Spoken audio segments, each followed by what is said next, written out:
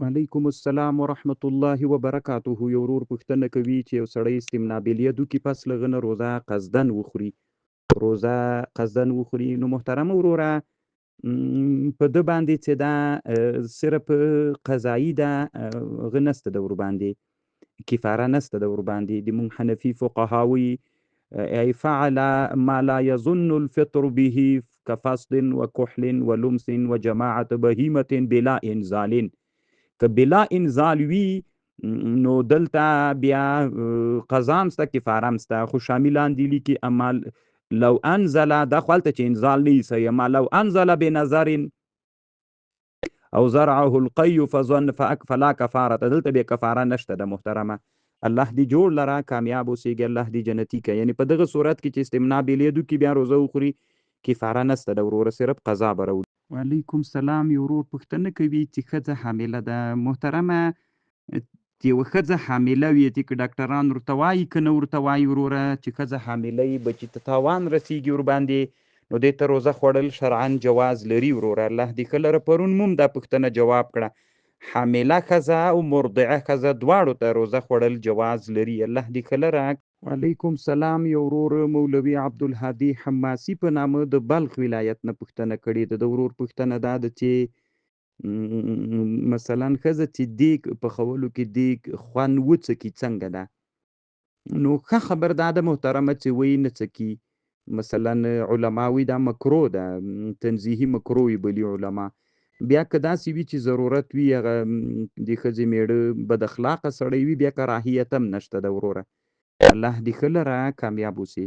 وعلیکم سلام. یو ورور پوښتنه کوي، عکس رالیږلی ده چې په اسمان کې وریځ ده، په غیل لمر ده، کته باران اذان سوی ده. صحیح ده محترمه. نو مونږ خو په مځکه باندې، نو هغه خو په اسمان باندې سړی د غره په سر باندې اوسېږي، هلته مر وي، کته لمر غورځېدلی وي، هغه نسته ده محترم ورباندې. په دې سړي باندې دوی دپاره روزه ماتول شرعا جایز ده وروره، جواز لري. دا علما مسله ذکر کوي، پاس مناره وله د هغې په سر باندې لمر و، کته خلکو روزه ماتولی سوله، کته خو لمر غورځېدلی ده. الله دې ښه لره وروره، کامیاب اوسه. علیکم سلام. یو ورور پوښتنه کوي چې ما ښځې ته وایي ډاکټر ویلي دي چې ته به روزه نه نیسې، معدې تکلیف لري. محترمه، که چېرته یو څوک مریض و، هغه داسې مرض و چې مسلمان ماهر ډاکټر ورته ویلی چې ته روزه مه نیسه، ته روزه تاوان کوي، بیا محترمه روزه ورته خوړل جواز لري. الله پاک دې روغ جوړ لري. علیکم سلام. یو ورور پوښتنه کړې ده، موږ چې 12 رکعاته تراویح وکړو بیا وایي دمه کوو. صحیح ده وروره، همدغه ترویحت ده، د همدې دمې دپاره د ترویحت دې ته وایي که نه. اصل کې اسلام کې همدغسې راغلي. موږ تاسې خو اوس تراویح داسې پورته غورځو نو هلته هېڅ استراحت ته ضرورت نه پیدا کېږي. 4 رکعاته چې ښه په آرام وکړې، ښه ستړی سوی یې، بیا پکې راحت وکړي، ښه د شیدو چای پکې وڅکي، ذکر پکې وکړي، اودس پکې را تازه کړي، چې ښه وخت پې باندې وتلی. نو اصل کې دا ترویحه دا د راحت نه، ترویحي معنا دا همدا اصل کې راحت. الله دې ښه لره وروره، بالکل دا مو ښه کار ده چې کوئ. وعلیکم السلام ورحمت الله وبرکاته. محترمه وروره، موږ حنفي فقها په کتابونو کې داسې لیکي، لباس په هغه لباس کې به لمونځ کوې، ځکه ستر د عورت دا فرض ده، په هغه لباس کې به لمونځ کوي چې هغه نه نری وي، چې عورت ترې ښکارېږي، او نه هغه وي څه ورته وایي، دغه لباس نه داسې تنګ وي چې هغه حجم د عورت ورسره ښکارېږي.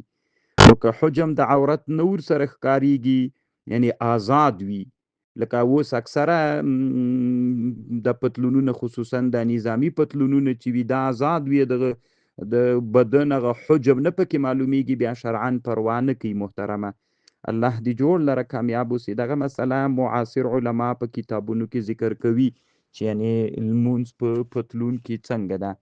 ډېر علما دا مسله ذکر کوي، چونکې دا مسله محترمه هغه د څه ورته وایي معاصره مسأله ده.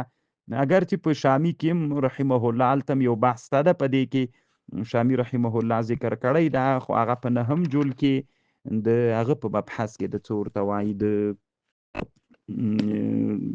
کتاب الحجر والاباحت په اړه. الله دې جوړ لره وروره، کامیاب. وعلیکم سلام محترم، الله دې جوړ لره، الله دې ښه لره. محترمه، د فضائلو باب په اسلام کې شته ده، خو دا چې له ځانه داسې فضیلتونه جوړ سوي لکه یو ورور پوښتنه کړې ده فکر کوم د خوست ولایت نه به ځکه لهجه یې د خوست ده چې 300 حجونه او 300 دومره او 300 دومره محترمه والله اعلم نه پوهېږم ځکه په شرع کې دومره ډیر فضیلت هم نشته ده بیا ما چا چې درته ویلي دي اصل کې دا ده چې دغسې شیان څوک نقل کوي او نشر کوي په کتاب حواله نه ورکوي دا خپله د دې دلیل ده چې همدا دروغ د محترم الله دې ښه لره کامیاب وعلیکم سلام یو ورور پوښتنه کړې ده چې یو څوک د ټلیفون نه قرآن وایي محترمه د موږ د حنفي فقهاو فتوا دا ده که څوک له قرآن له ټلیفون نه یا مثلا له قرآن یې مخته نیولی د مونځ فاسد ګرځېږي وروره الله دې ښه لره کامیاب اوسې عبدالحی لکنبي رحمه الله په دې مستقل کتاب هم جوړ کړ وعلیکم سلام یو ورور پوښتنه کړې ده چې مثلا ستره د امام ده ستره د مقتدي ده دغه د مقتدي لفظ عام د محترم مسبوق و مدرک ټولو ته ور شامل ده دا د موږ د حنفي فقهاو هغه ده نو دی وایي که امام اوس سلام وګرځوي نو چې سلام امام وګرځوي مسبوق چې جګ سي نو چې مسبوق جګ سو دلته اوس هغه د امام ستره خو د مسبوق دپاره هم ستره ده نو د سترې او د مسبوق په منځ کې تېرېدل نه ښیي محترمه ځکه دلته خو ستره د امام ستره خو تر اوسه لا په خپل حال پاتې ده محترمه د په حق کې هم هغه ستره ده نو چې د په حق کې ستره وله که هغه مارو تېرېدونکی تېرېږي هغه به محترمه د سترې او د مسبوق په منځ کې نه تېرېږي وروره دلته تېرېدل دا جایز نه دي ستره خو دا د همدې دپاره چې تېرېږي له سترې نه به ورا تېرېږي الله دې ښه لره وروره ته چې شامي وګورې رد المحتارب دغه مسله ذکر کړې الله دې ښه لره کامیاب وعلیکم سلام یو ورور تحسین الله حماسي په نامه پوښتنه کوي د پاکستان د وزیرستان نه د ورور پوښتنه داسې ده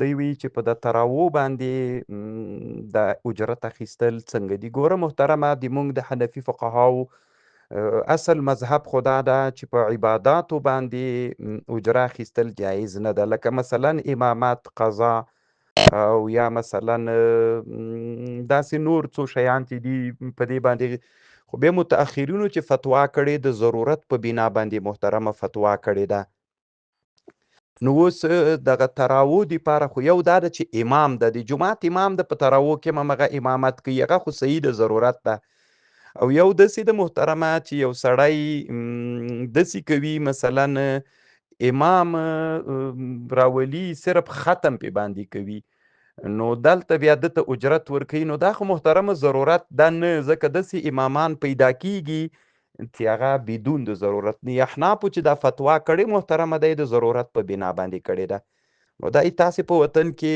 چونکې هره جغرافیه خپل هغه لري د علما د په دې باندې فکر وکړي چې دا د ضرورت اندازه ده که نه ده وروره الله دې ښه لره کامیاب اوسې